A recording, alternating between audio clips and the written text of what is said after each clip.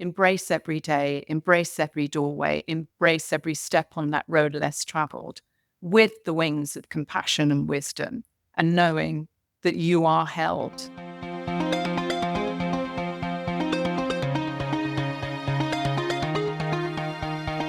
Hey everyone, it's Amy Lynn, and you're listening to Create Magic at Work. Create Magic at Work is on a mission to equip senior leaders with tools they need to be a true quantum leader and actually understand what that means.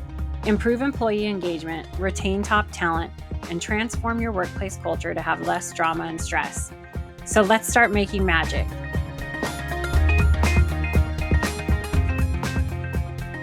Hey everyone, welcome back to Create Magic at Work. Today, I have Susan Furness with us. She has joined us to talk about lots of different topics because she is an Edgewalker and she is a part of the Edgewalker leadership team. I have been wanting to interview Susan for many, many months.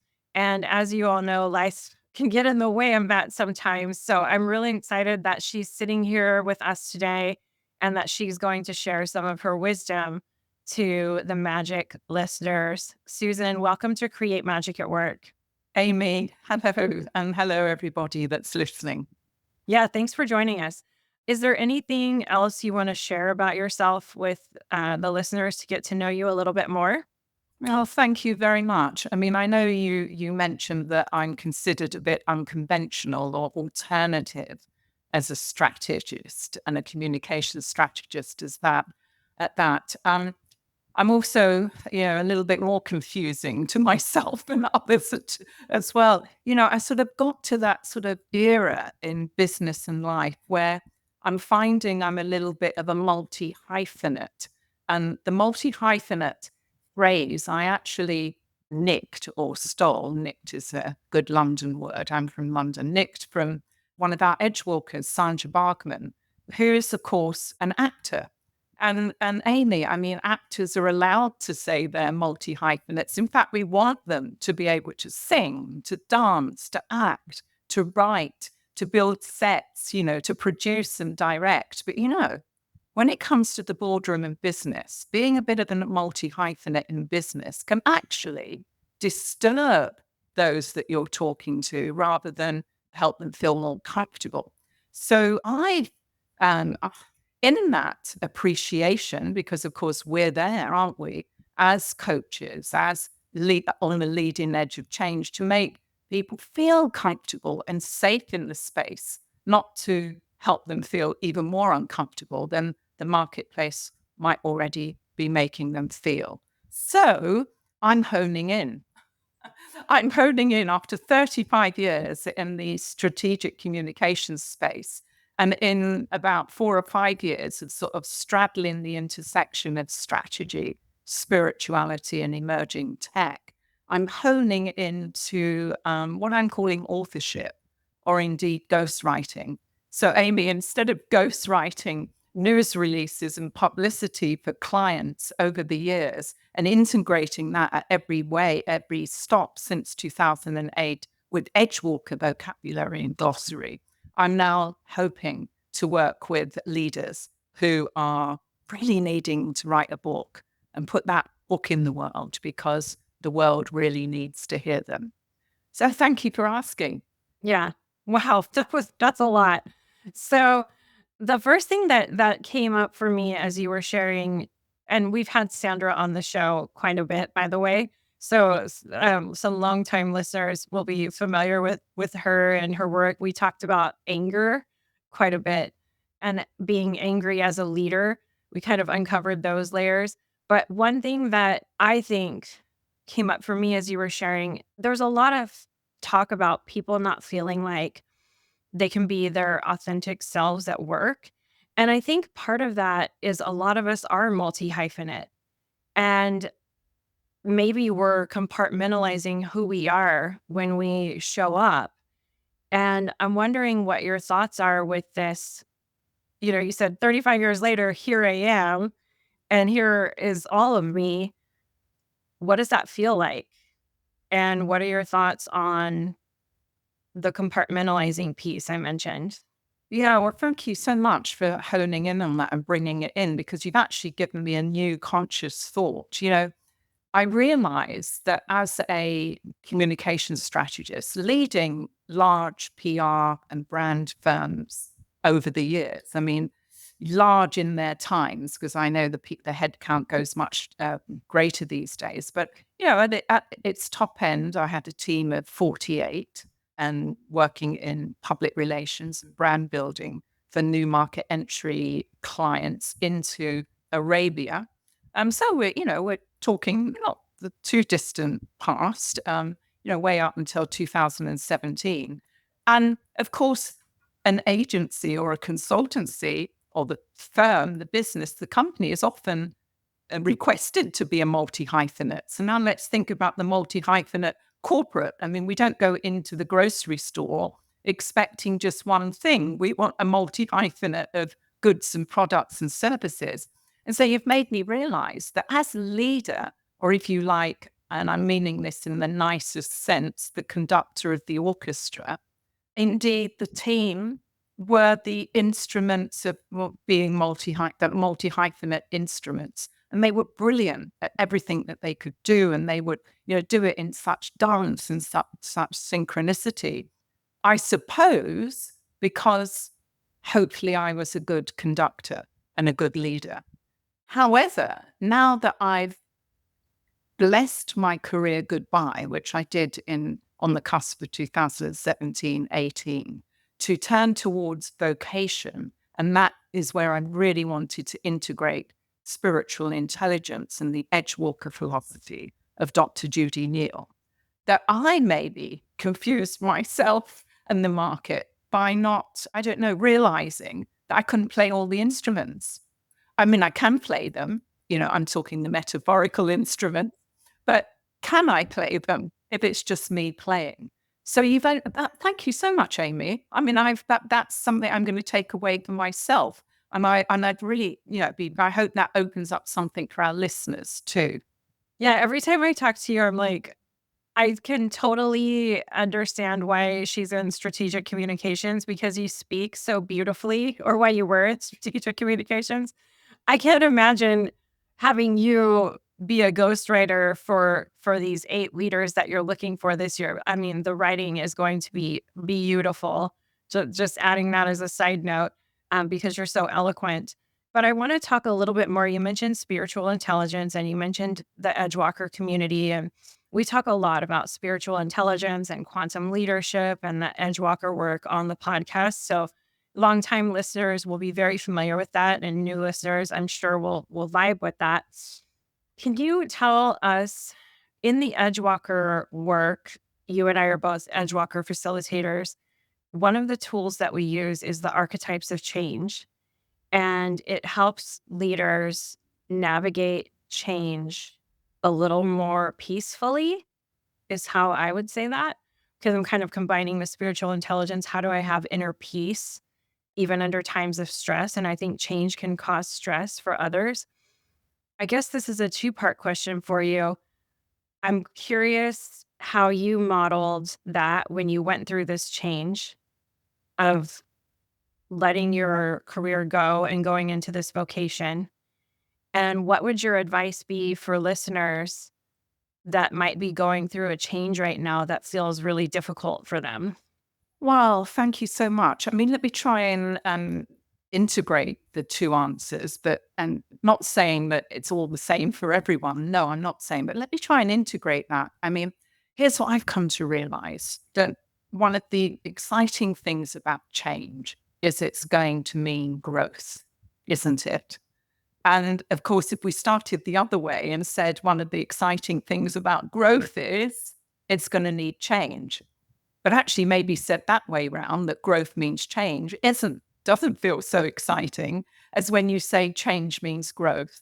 Now, of course, the other thing to be careful of, and you mentioned transformation coaching earlier, is that we want to grow and change positively, don't we? And I'm saying that because although I'm not an economist or a financier or anything in any way, as a multi-hyphenate business leader, I understand the importance of the business stream of finance. And of course, there is that strange economic term that says negative growth. It's quite an oxymoron, isn't it, really? And of course, because what we're looking for is positive change that leads to positive growth, or positive growth that leads to positive change. And indeed, we're looking for something really extraordinary, aren't we? Hence the word transformational. So, how did it make me feel on that cusp of 2017 to 2019 when I, like us all, like we all do every day, was embarking on a road less traveled, but of course, a really different road less traveled. Sometimes when we open the door in the morning, we recognize the road, but it's still a road less traveled. I was opening the door to a road that actually hadn't really shown its width or length or breadth or gradient, or how it was going to, whether it was cobblestones or whether it was lawn, or what it was like under the metaphorical feet. And so how did I feel? Do you know, if I was at all nervous, Amy, it was nervous excitement. It wasn't nervous anxiety. So what do I say to any of you out there today that are on that sort of portal or that gateway to change? Because you are, because whatever you're doing for tomorrow is going to involve some change, big or small, is to actually wear the wings of spiritual intelligence. Now, what are those wings, and what is spiritual intelligence? Both Dr. Judy Neal and myself are coaches in spiritual intelligence. And there is a book written by Cindy Wigglesworth called The 21 Skills of Spiritual Intelligence. And the easiest way to describe it, and this is what I suggest we take on that road less traveled, is the wings of wisdom and compassion, and keep them in balance and in harmony at all times. Now, easier said than done. But of course, if we're able to do that and stay centered, indeed, it's all right, isn't it? So whatever you find on that road less traveled will be all right. And actually, there is another book called The Road Less Traveled, as you may or may not know, and I'm sure the listeners do, by M. Scott Peck. It's one of my favorite books. I don't have it here on the desk today. But if we were to open up, Amy, the first chapter, the first line in the first chapter says, life is difficult, full stop. Then you go on to the next paragraph and it says something along the lines of, and when you know that, when you realize that, it gets so much easier. So what I will say to us all out there, and from my own practice, is embrace every day, embrace every doorway, embrace every step on that road less traveled with the wings of compassion and wisdom, and knowing that you are held. I can tell you, down the road now, I am held. And it's been very vulnerable for me at times. But again, in our practice, edge walkers, and from the book of Dr. Judy Neal at the same name, we know that edge walkers are those among us that take risks as we break new ground and always build bridges. And as we take those risks, we do get vulnerable. But just as you were intimating with me, there's value in vocabulary, Amy. There's great value in vulnerability. Thanks for bringing up the SQ21, by the way, and the wisdom and compassion. We talk a lot about all of that. And if anyone listening wants to take the SQ21, it's on the Create Magic at Work website. And you can see that's making wise and compassionate decisions is skill 19. And it's just a great way to get your baseline for that. One of the things I can really identify with what you shared, I left my corporate job in May of 2019, and that was a lot of change, not knowing what's going to come next, not knowing, as you would say, if I would be held, and I had no idea what the road would look like. And as I look back, risk taking is one of the skills of an edge walker, right? And so, and I didn't know it at the time, and I was taking a huge risk, and I was super naive. I have a magnet on my fridge that says leap and the net will appear. And I just held on to that. And I'm sure the net has appeared, but when you describe, we don't know if the road has cobble or what twists and turns. Oh my gosh. It has been a crazy journey and it has not been all puppy dogs and rainbows, but my ability to sustain faith during difficult times, another SQ skill, has been really critical in that journey. And as you were sharing, I'm like, okay, yes, because I was unpacking like the layers of change, right? And you were saying as long as it's for the positive is what I got from what you were sharing. And I'm like, yes, because sometimes I'm like, do we have to talk about change all the time? Do we need change all the time? And then where's that breaking or where's that tipping point from feeling like you're stuck to feeling like you're in flow to feeling like you're always moving through change? Where can we align with the ebb and flow of life? Those are some of my musings when I think about change. Is change always good? And I think with what you were saying, I think if we make sure that if it's for positive growth, I think that could be a real marker to look for as we're moving through change or assimilating ourselves to the new person we are with change. Those are some of my thoughts. What do you think about that? What are your thoughts on, I mean, do we have to change all the time? How does that compare with you to aligning with the ebb and flow of life? I mean, I'm smiling here for those listeners that can't see us. I'm smiling because, I mean, I should know who said it, but there is that adage: change is the only constant. Right? And of course, everything is changing at all times. I mean, our bodies are changing constantly. The oxygen that I'm breathing in I'm breathing it back out, and eventually it will find its way to you because we're all actually breathing in and out the same air, the same oxygen, the same CO2, and it's in constant change. As it goes in, it goes through change. As I breathe it out, it goes through change. So I think change is indeed a constant. And so, I mean, obviously, as a coach, I wouldn't say these type of things, but on here, I'm going to say, so we might as well embrace it and make sure that it's positive growth. And I'd like to fold into your acknowledgement of quantum leadership a little earlier in our conversation. But just take that word quantum. You also used the word leap a little earlier, and put those two together and use that phrase quantum leap, which often I suggest is misunderstood. And then it makes us think that we're going to do a huge step to somewhere else, or up change, or we're going to have to jump the metaphorical wall to get to the other side where the land's all rosy and golden, etc., etc. Well, actually, in a program that I co-created during Corona that sort of integrates everything from SQ, spiritual intelligence, edge walkers, self-history from Sarah Marshank, integral facilitation, and the work of Diane Musher Hamilton and 10 Directions and Ken Wilber, and indeed the work of Ian Berry, who we will bless today. Ian has now passed on in the last 2 years, but he did wonderful work around heart leadership. And together we co-created Strategic Heartistry, the alternative to strategic planning. And Amy, some glossary in there we used was quantum leap. And for quantum leap, we suggest that it's the small, significant steps towards your magnificence. So I'll offer this to us all. Just take those small steps, or take the steps that are right for you.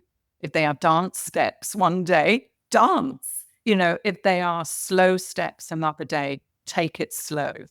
And in all steps, we will be going forward along that road less traveled. That feels so calming and less stressful to be able to tap into that. So thank you for sharing that.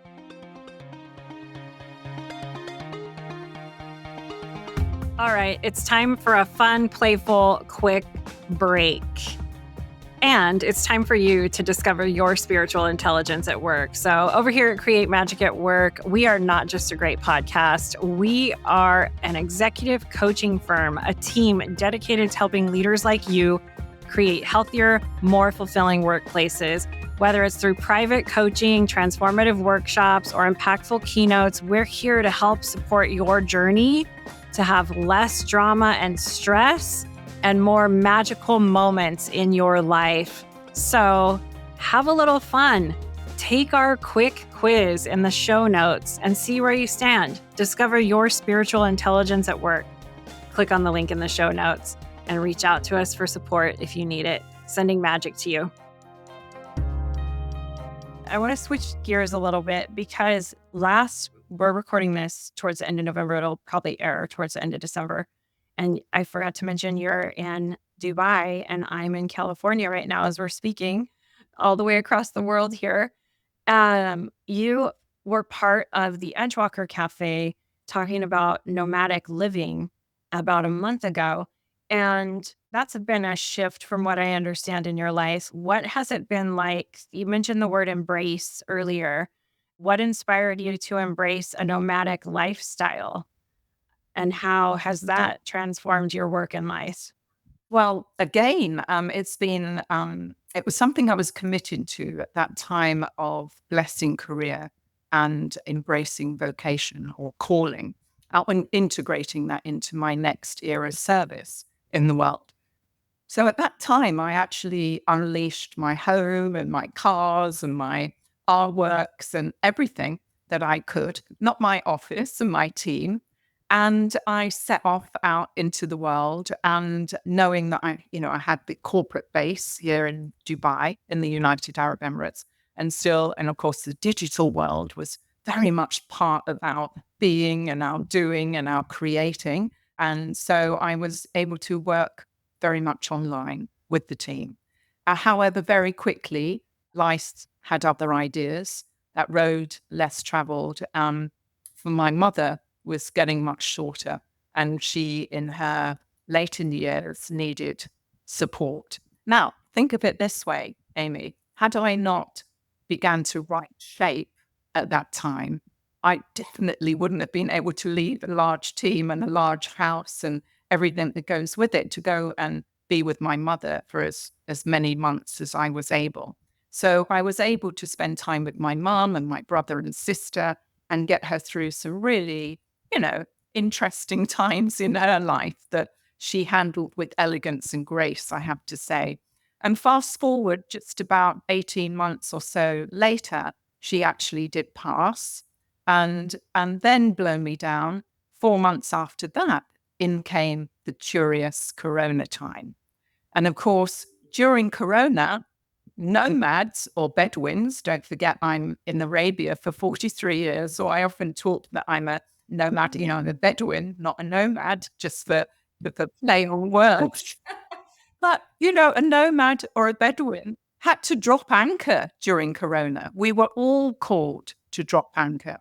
So actually, Amy, I'm only just raising the anchor now to move on nomadic livability. And the embrace of both nomadic livability, and you indicated just now, what are the definitions of being a nomad? Well, I think there are many. And if you like, we could go into that. And I'm sure there are many, because do you know what? As of 2024, there were 40 million digital nomads worldwide, and 18 million of those are in the United States, right? So there must be you mentioned archetypes of change or the Edgewalker personas earlier. There must be archetypes of nomads, right? And we could, guess what they are maybe. But for me, it really means being untethered to having to, I don't know, do the things that I've done for years and enjoyed doing them, like paying the electricity bill, paying the local municipality tax, owning a house or renting a house, and having a car and having all the things that go with it, and having, rugs and carpets and pots and pans and the important teapot because I love a cup of tea. that I now feel that I wanted to untether from that. And now I totally have. I only have eight suitcases, and actually that's six too many. But of course, I've never married, Amy, and I've never had children. And so, although I'm sort of in my mid 60s, I don't have gorgeous grandchildren coming up behind me. And I don't know if you've observed, those in your life that do have grandchildren or the grandparents of your children. Children love their grandparents. So I do see that in the traditional family mix, that me, the grandmother, which I'm not because life didn't give me that gift, I don't have to anchor to give the safe space, to use that phrase that you called on earlier, for my family and my grandchildren. Now, I am known as Auntie Mummy. That is just such a blessing.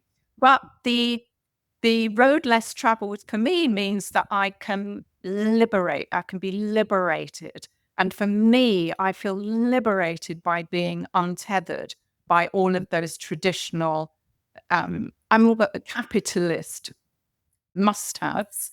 Not that I'm for or against. I'm very much for communityship and nations and collective and democracy and all of those things. But I'm much more into conscious capitalism, I suppose. And for me, that means not having what I don't need. And you know what, Amy? I don't need it anymore. Yeah, that feels so freeing. For me, it's freeing. And just now I mooted that there are different definitions or personas of nomads. I mean, imagine even yourself and others in our community of edgewalkers like Kristen and Sandra and Patricia and Campinelli, etc. You are all corporate nomads. And of course, edgewalkers and SQ, do the same. I would call you corporate nomads because you spend as much time at home maybe as you do on the road, getting it out there. I just no longer have the traditional home. I'm more the hermit crab, that goes around. And that's only just opened up for me, Amy. When you describe your life today, as I said before, if I got this freedom, because you said the word liberate, it was liberating. And I felt that energy. It felt free. And it also begs the question for a lot of us, I know myself in the past, when we are working in the corporate space, we tend to have our identity tied to our title, to the things that we accumulate. And the question is, who are you when all of those things fall away? And are you solid enough in who you are to really have that inner peace? And I think that you're an example of someone who's really grounded and knowing who they are and showing everyone it's not about title. It's not about the car you drive. It just, a lot of that ego is in the corporate space, right? So I just wanted to kind of name that for you and echo that back. Now, because you're multi-hyphenate, I want to go to this ghostwriting thing. I have some clients I have one that's an amazing writer. I'm like, this person should write a book. I have another that has these beautiful thoughts, but they're not someone that wants to put pen to paper. And now your new passion is authorship and ghostwriting. How do you uncover someone's authentic voice as a ghostwriter for them? What does that even look like? I had someone reach out to me, by the way. I think I mentioned this in the interview with Michelle a few months back. We talked about how people pay to be on the bestseller list, which was so irritating to me. And then I had an offer to do a second book, and they were going to ghostwrite it for me, but they wanted a considerable amount of money. So I'm just curious, because this is you're looking for 8 people to work with. And clearly we can hear by the way you speak and by your experience that these 8 books are going to be incredible. So tell us a little bit about that. Is ghostwriting authentic? let's start there. And how do you uncover someone's authentic voice as a ghostwriter or a book development consultant?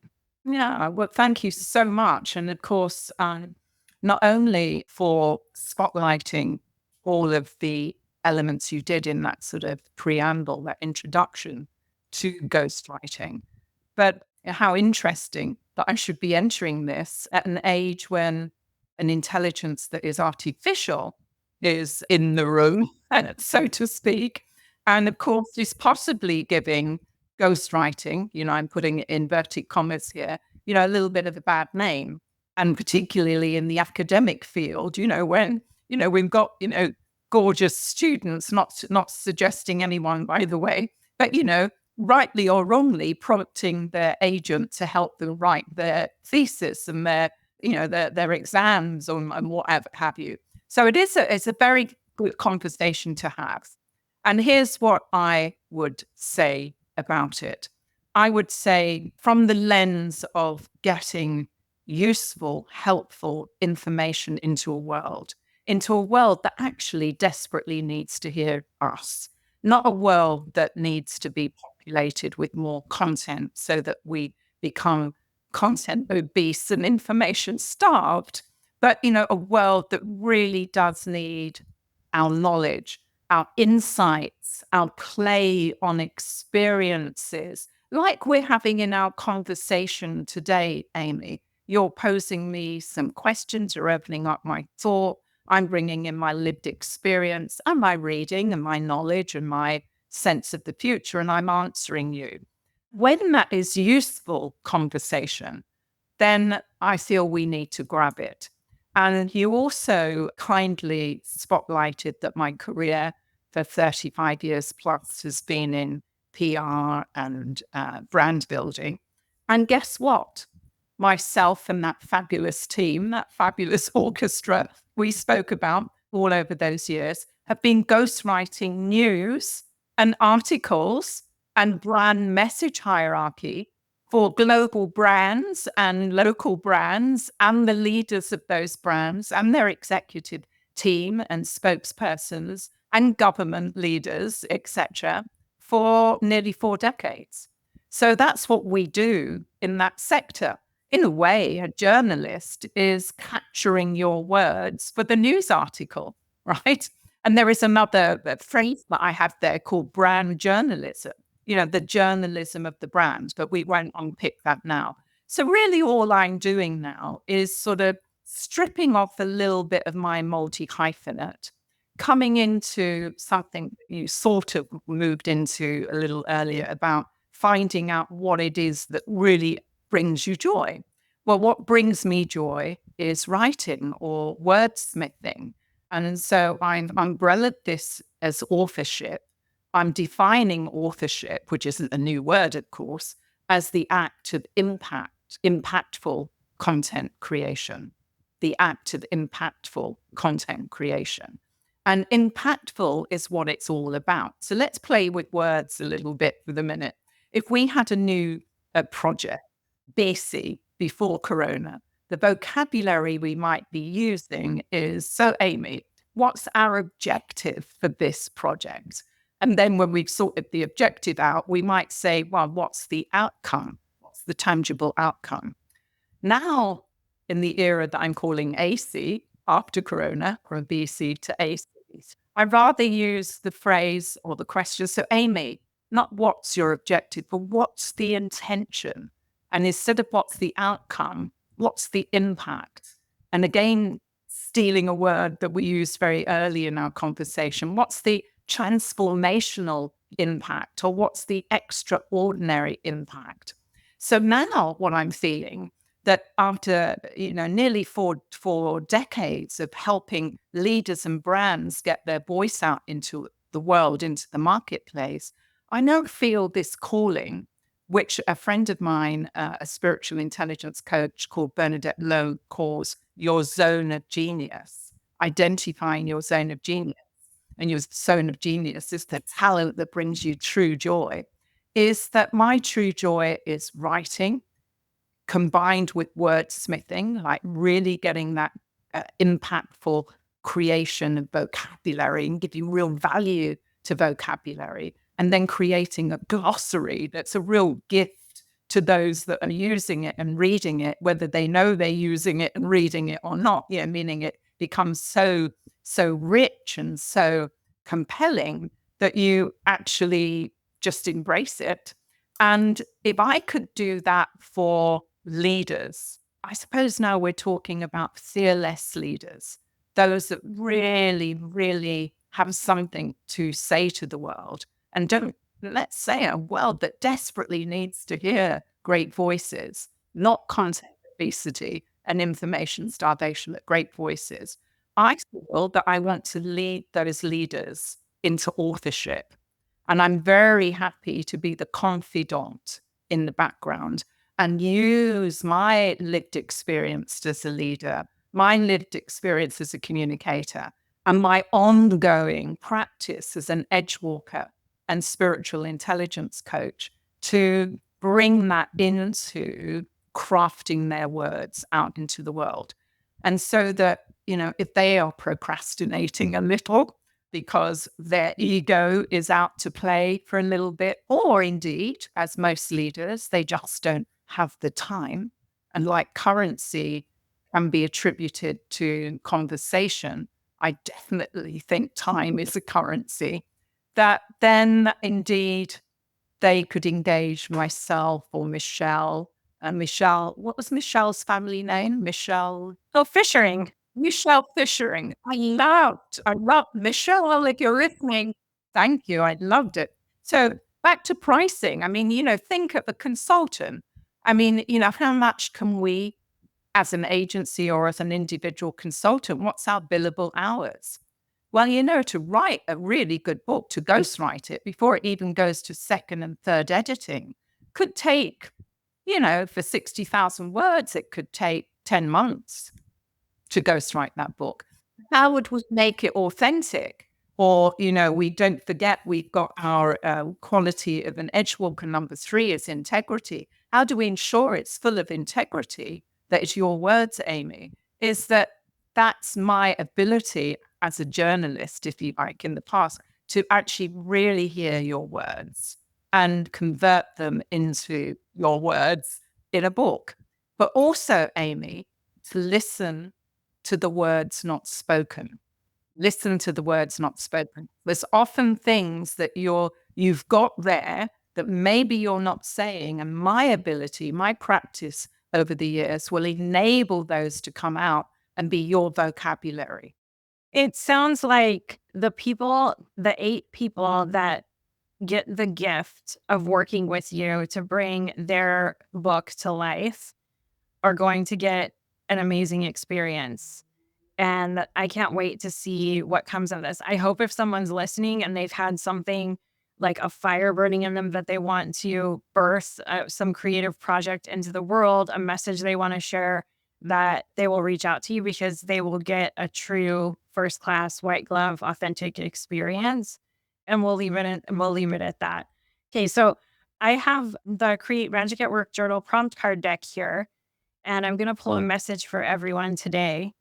And the way I'm pulling it today is through an app called Deckable. And it's where you can have as many decks in your pocket because it's all on your phone. They do all sorts of leadership decks, oracle decks, all kinds of things. And the Create Magic at Work deck is in Deckable. So I'm flipping through and I'm going to pick a card for everyone. Let me have a look at that. That looks fantastic. Yeah. So you flip through, I'll pick it on the screen here and I'll just grab one, see what we got. Oh my gosh. We haven't had this all year. We got power. And the affirmation on the power card is I make wise decisions, keeping the big picture in mind. I make wise decisions, keeping the big picture in mind. I authored this thinking of higher self with SQ. Susan, advice for the listeners. If someone has been avoiding an area of their life through indecision, what would you say to them? Wow, what a powerful card to end on. But here's what comes to my mind, and it comes from heart. And that is because it was wise decisions, keeping the big picture in mind. I would suggest that you go to the heart first, because the heart knows, and then speak to the head. So really take some moments, or as long as you need, in that soul space, in that space where you tap into intelligences like intuition, as well as instinct, which indeed are different. So please have a think about that, listeners. What's the difference between instinct and intuition? We can talk about that another time. So I would say really, in strategic artistry, we say that it's from the heart to the hands to the head and then to plans. From the heart to the hands to the head and then to plans. And actually, 150 years ago, Dr. Maria Montessori, for those parents out there that really are intrigued or in fact embrace Montessori education for their children, Dr. Maria noticed that as children, we go to the heart first. And it takes quite a few stages before we then go, Mummy, what is that? Right? We're already doing something with it before. And it's only when we go to school that we get the linear path of education, and one is two. So I would say that keep the heart open and go there first, and then ask the head. Thank you. I feel like we barely scratched the surface today with all of the wisdom that you can share. But thank you for your time. If someone listening wants to connect with you, how can they connect with you? How can they reach out? Well, thank you for that. And please all reach out. Please do connect. And I suggest we connect on LinkedIn.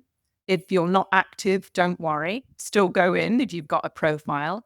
And if you're not active, do you know what? You should be, because it is what it says on the tin. You can have some really wonderful, useful conversations on LinkedIn. Now, if you go to my contact, you'll see all of my contact details there. And once we become connected, you even get my WhatsApp number, etc. And LinkedIn doesn't show the mobile numbers unless you're connected. So please pop in there. And my email address is susan@strategicsolutionsonline.com. And you can also find me, as Amy said at the beginning of this conversation, on the Edgewalker website under our team. You'll see Susan Furness there. Thank you so much, Amy. Yeah, and all of those links we'll have in the show notes as well. So, Susan, thank you so much for being a guest today, and thank you for helping to send some magic to everyone. Bless you, all of you. Thank you.